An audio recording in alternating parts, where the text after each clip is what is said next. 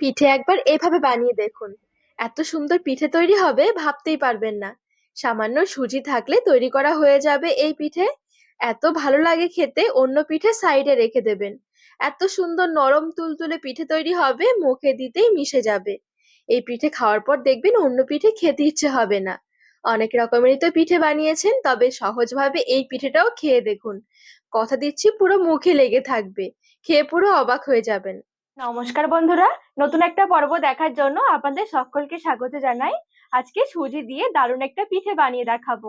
একবার বানিয়ে দেখুন, ভাবতেই পারবেন না যে এত সুন্দর একটা পিঠে বানিয়ে নেওয়া যায়। খেতে দারুণ লাগে। তো চলুন, আশা করছি রেসিপিটি আপনাদের অনেক ভালো লাগবে। সবার প্রথমে গ্যাস ধরিয়ে একটা কড়াই বসিয়ে দিয়েছি। এবারে শুকনো কড়াইয়ে নিয়ে নিচ্ছি 1 কাপ সুজি। শুকনো কড়াইয়ে সুজিটা নেড়ে চেড়ে ভালো করে একটু ভেজে নেব। এখানে সুজি যত সুন্দর ভাজা হবে তত দেখবেন খেতে ভালো লাগবে, একদম টেস্টটা চেঞ্জ হয়ে যাবে। আর অবশ্যই হালকা আঁচে ভাজতে হবে, খুব বেশি পুড়ে ফেললে কিন্তু হবে না। খুব সুন্দরভাবে 1 থেকে 2 মিনিটের মতন নেড়ে ছেড়ে সুজিটা ভালো করে ভেজে নিয়েছি। সুজি ভাজা হলে দেখবেন খুব সুন্দর একটা সেন্ট বের হবে।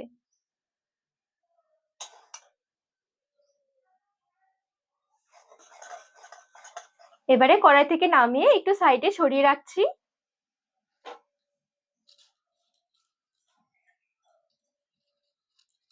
একই কড়াইটা আবারও গ্যাসের ওপরে বসিয়ে দিয়েছি। এবারে কড়াই নিয়ে নিচ্ছি জল।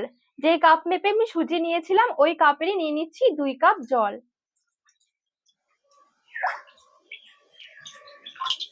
কড়াইয়ে সবার প্রথমে নিয়ে নিচ্ছি হাফ কাপ গুড়। এখানে আমি আখের গুড় নিয়েছি। আর নিয়ে নিচ্ছি 2 চামচ মতন কিশমিশ। হাফ কাপের মতন দিয়ে দিচ্ছি কোরানো নারকেল। একটা তেজপাতা ছিঁড়ে দিয়ে দিলাম। 2-3টে এলাচ দেখুন একদম ভেঙে আমি টুকরো টুকরো করে নিয়েছি।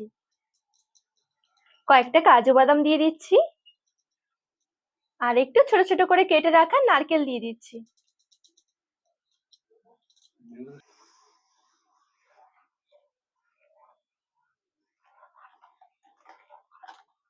হাফ চামচের মতন দিয়ে দিচ্ছি লবণ। 1 চামচ নিয়েছি ঘি। সবকিছু ভালো করে নেড়ে ছেড়ে ফুটিয়ে যাওয়া পর্যন্ত অপেক্ষা করব।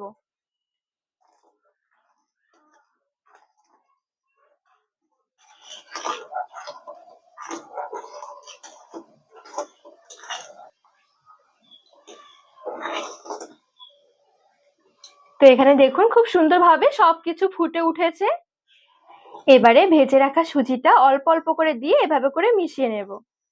এ পর্যায়ে গ্যাসের আঁচটা একদম হালকা রেখে দিতে হবে।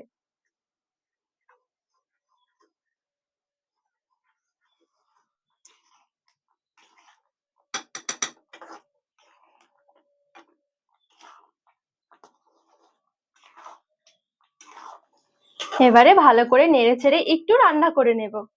হালকা আঁচে রান্না করতে হবে, না হলে খুব তাড়াতাড়ি কিন্তু জলটা টেনে যাবে। তো এখানে খুব সুন্দরভাবে নেড়ে ছেড়ে আমি একটু রান্না করে নিয়েছি।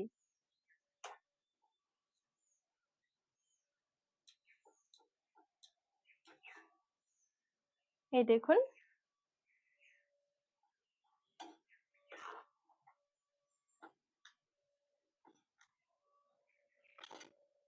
এবারে গ্যাসের আঁচ থেকে নামিয়ে নিচ্ছি।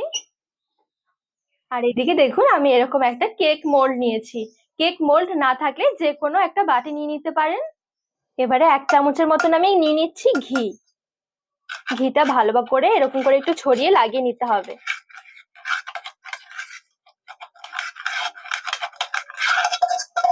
তো দেখুন খুব সুন্দরভাবে ঘিটা একটু চারদিকে ছড়িয়ে লাগিয়ে নিয়েছি।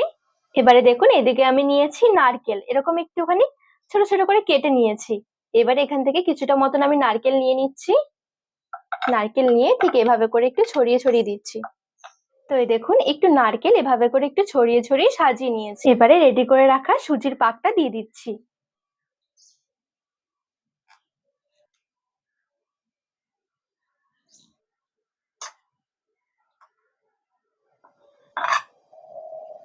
এবারে এইভাবে করে একটু চেপে চেপে সমান করে নিতে হবে।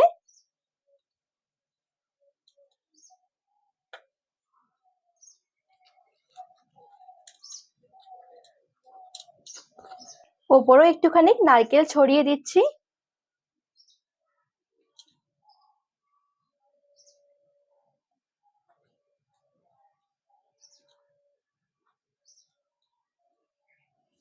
তো এই দেখুন খুব সুন্দরভাবে এভাবে করে আমি একটু সেট করে নিয়েছি। এবারে গ্যাস ধরিয়ে এদিকে একটা কড়াই বসিয়ে দিয়েছি। কড়াইয়ে বেশ খানিকটা নিয়ে নিচ্ছি লবণ। এবারে ঢাকা দিয়ে 5 মিনিটের জন্য একটু প্রিহিট করে নেব। ঢাকনায় ছিদ্র থাকলে ছিদ্রটা বন্ধ করে দিতে হবে। আর এই লবণটা কিন্তু কোনো রকম নষ্ট হবে না, খাওয়ার কাজে কিন্তু ব্যবহার করতে পারেন। তাছাড়া যদি পরে কেক তৈরি করার হয়, কেক বেক করার সময় হয়, সেক্ষেত্রে কিন্তু এই লবণটা ব্যবহার করতে পারেন। 5 মিনিটের জন্য এখানে একটু প্রিহিট করে নিয়েছি। এবারে এই পিঠের বাটিটা ধরে বসিয়ে দিচ্ছি। আর এর উপরে আমি 1 চামচের মতন দিয়ে দিচ্ছি ঘি।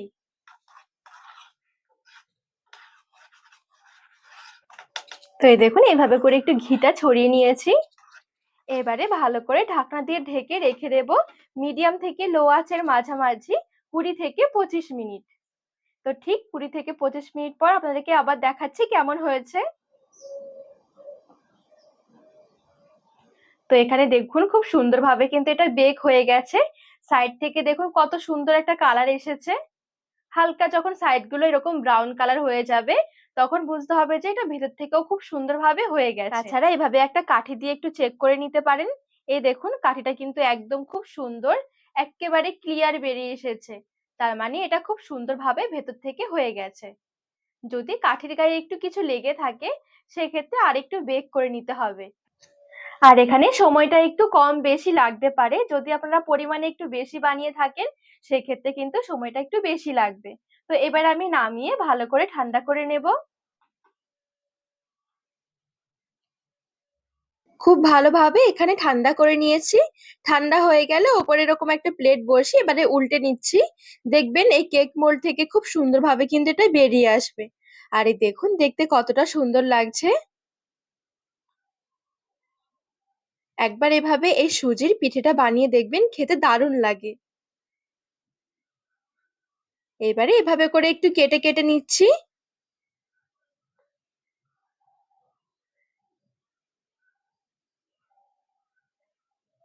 এই দেখুন কতটা সুন্দর হয়েছে ভেতর থেকে।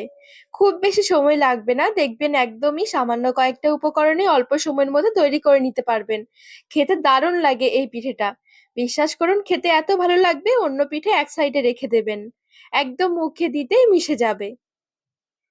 আর হবে একদম নরম তুলতুলে স্পঞ্জি।